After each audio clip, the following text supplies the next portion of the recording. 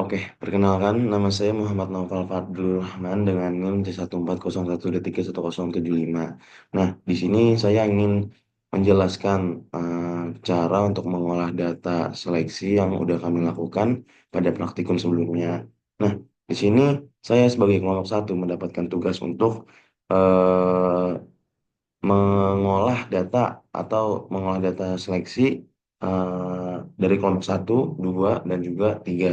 Nah, di sini saya udah punya data dari bobot ikan yang udah diseleksi oleh kelompok satu, kelompok 2, dan juga kelompok 3.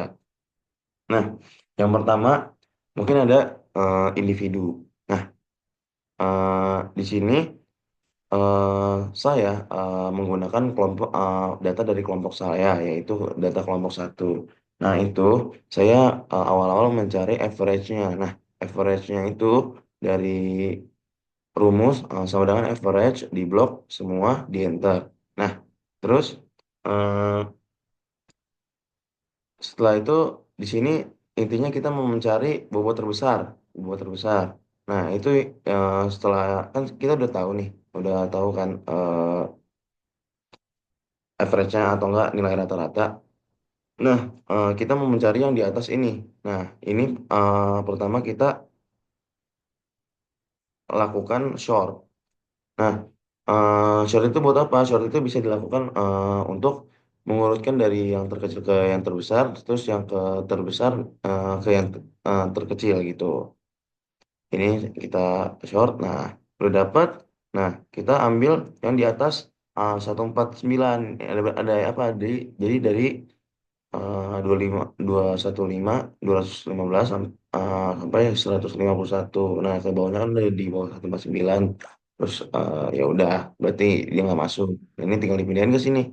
Set, oke, berarti udah selesai yang individu. Nah, selanjutnya itu ada family. Nah, family ini ada dua, ada between family, between family. Sebenarnya ada satu lagi kombinasi, tapi di sini kita hanya masukin dua between family dan between family. Nah, between family apa sih? Between family itu kita memilih keluarga yang unggul, itu intinya. Nah, kalau between family kita memilih individu dari suatu keluarga gitu. Individu itu juga harus unggul, yang paling unggul. Nah, di sini kita lakukan pendataan between family dulu. Tadi apa? Keluarga terbaik. Jadi pertama kita harus menghitung nilai rata-rata dari punya kelompok satu, kelompok dua, dan kelompok tiga. Nah, di sini eh, didapatkan nilai rata-rata 149 untuk kelompok satu, terus 147 untuk kelompok dua, dan 133 untuk kelompok tiga. Nah, di sini udah bisa kita lihat bahwa yang terbesar ada di kelompok satu yang berjumlah 149. Nah, maka eh, between family dari data ini yaitu yang ini. Jadi ini tinggal disalin ke sini, set, oke, selesai. Yang between family. Jadi data yang paling unggul itu adalah dari kelompok satu. Nah, setelah itu within family gimana sih caranya? Nah, itu kan tadi intinya itu memilih individu yang paling unggul di setiap keluarga ya kan. Nah, jadi di setiap data dari kelompok ini harus di short dulu, harus di short, ini juga harus di short, ini juga harus di short. Terus dipilih 10 di masing-masing data. Jadi misalnya di sini kita pilih 10, short pilih di sini, terus kita pilih 10, kita pilih 10, kita pilih ke sini, terus dipilih 10, pilih ke sini. Nah, itu namanya within family, hasilnya bisa dilihat ini. Oke. Nah, yang ke selanjutnya ini ada eh, bobot K1. Nah, ini kita tuh mencari STDF atau keseragaman lah ibaratnya gitu. Nah, di sini eh, saya menggunakan data dari kelompok saya lagi dengan cara apa ya? Eh, dan tidak lain dan tidak bukan kita harus mencari average dan STDF-nya. Nah, rumus average-nya sama aja kayak tadi, sama dengan average di blok semua terus enter. Terus habis itu kalau STDF menggunakan rumus sama dengan STDF di blok semua enter. Nah, setelah itu kita udah dapet nih eh, nilai rata-rata dan SNDF-nya. Nah, ini eh karena ini sudah ini sebelumnya tadi harus diurutkan dulu ya, diurutkan, terus dipindahin ke G0 atau generasi nolnya ya kan. Di generasi nol kita cari lagi SNDF-nya, SNDF sama average-nya dengan cara yang tadi sama aja. Set, set, dapat lah gitu kan. Nah, setelah sudah dapat, eh, kita cari generasi satunya. Generasi satu dengan rumus, ini lumayan sedikit panjang, dengan rumus nol sama dengan nol dot INV buka kurung run, buka kurung tutup kurung, titik koma, terus di blok eh, average G0, terus titik koma SADF G0. Nah, jangan lupa untuk melakukan penguncian dengan cara memberikan dolar. Nah, dolar di sini ada syarat apa namanya? Kayak cara gampangnya gimana cara kita daripada kita ngetik dolar satu-satu, jadi ada cara gampangnya. Jadi tinggal blok melakukan FN4. Nah, selesai. Ditinggal di enter. Bah, oke. Udah jadi. Ini nanti tinggal ditarik ke bawah, di drag, sampai yang data yang kalian mau. Kalau saya sampai 50.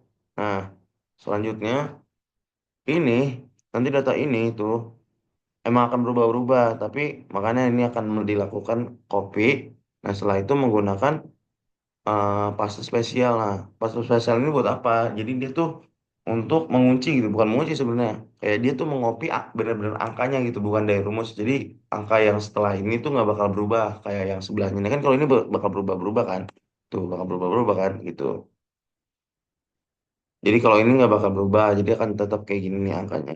Nah, terus setelah itu diapain? Setelah udah ada itu kita seperti biasa kita apain apa? Kita urutin lagi gitu, kita short lagi, kita short. Habis kita short, kita pilih. Saya cuma ingin 20, jadi kita pilih 20, cek, der taruh sini. Nah, setelah udah, baru kita cari average-nya sama SNDP dengan cara yang sama. Nah, bisa dilihat caranya sama aja kan. Nah, selanjutnya sama kayak gitu juga dengan cara norm .inv buka kurung radian buka kurung tutup kurung sama aja.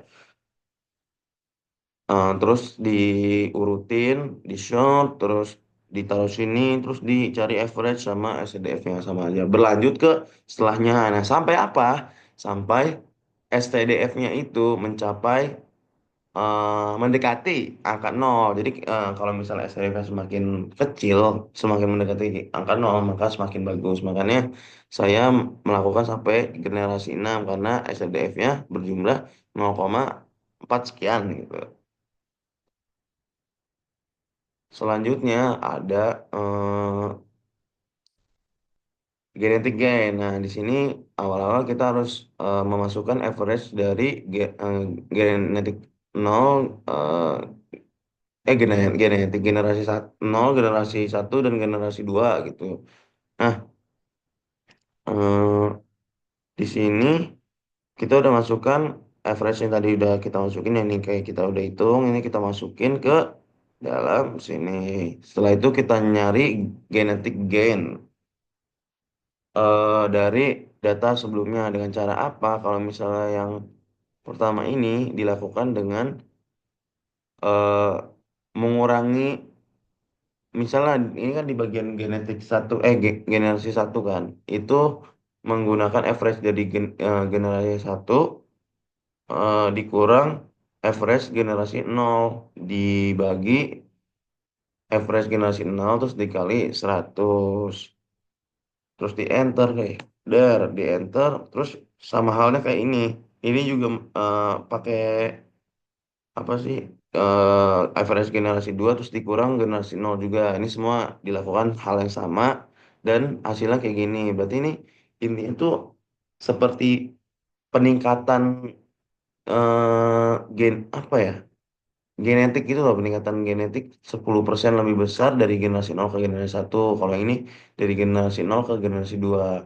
Nah, kalau yang ini dilakukan dengan cara pengurangan. dan pembagian generasi sebelumnya. Misalnya generasi satu berarti average generasi satu dikurang average generasi nol dibagi average generasi nol dikali 100. Nah, tapi kalau generasi 2 bukan nol, bukan generasi nol lagi tapi generasi satu. Jadi misalnya eh, generasi average generasi 2 dikurang average generasi satu dibagi average generasi satu dikali 100. Nah, sama halnya sampai ke bawah kayak gitu caranya kalau bisa dilihat nanti kan. Nah, setelah sudah dapat kita ingin mencari ini apa sih? Diagram, diagram. Nah, diagram tersebut dapat didapat dari bobot bobot ini nih, bobot seleksi dari yang terakhir. Jadi ini kita copy terus kita masukin ke sini. Pakai apa? Ya sudah pasti pakai pasta spesial. Yang tadi itu yang ada satu dua tiganya. Nah, terus selanjutnya kita memasukkan rumus sama dengan round di blok semua, terus di titik koma 0,1 tutup kurung dan enter. Jadi hasilnya langsung ada keluar semua nih. Ini nggak perlu di drag karena ini semua udah langsung masuk rumus, jadi langsung udah ada bros sederetan gitu. Nah, setelah itu kita udah punya data ini. Nah, kita cari ini kita cari sorry sorry. Ini kita cari modusnya. Nah, di sini dari data ini kan ada cuman ada dua jenis bobot itu kan kayak 213, 212 dan 211. Nah, di sini kita cari modusnya. Jadi setelah cari modusnya 213 itu ada tiga individu, terus 212 ada 14 individu dan 211 ada tiga individu. Jadi modusnya ada 212. Nah, kita cari X-nya. X-nya cari apa? Cari gimana? Average dari ini dari si yang tadi pakai rumus round itu. Jadi udah dapat di enter, terus di bawahnya juga angka yang sama dengan dengan angka yang atasnya X atasnya. Jadi terus yang Y, kalau yang Y itu menggunakan rumus eh, sama dengan modus nilai terbanyak itu kan individu terbanyak yang eh, misalnya apa ya sama dengan nilai modus jumlah modus gitu kan terus ditambah satu ditambah satu satu satunya itu apa satunya itu ambang batas dari si datanya itu. Jadi tinggal di enter, nah di bawahnya itu nol. Jadi hasilnya Y-nya 15 sama nol. Setelah itu gimana cara bikin ini, apa sih, tabel. Jadi cara bikin tabel itu tinggal di eh, di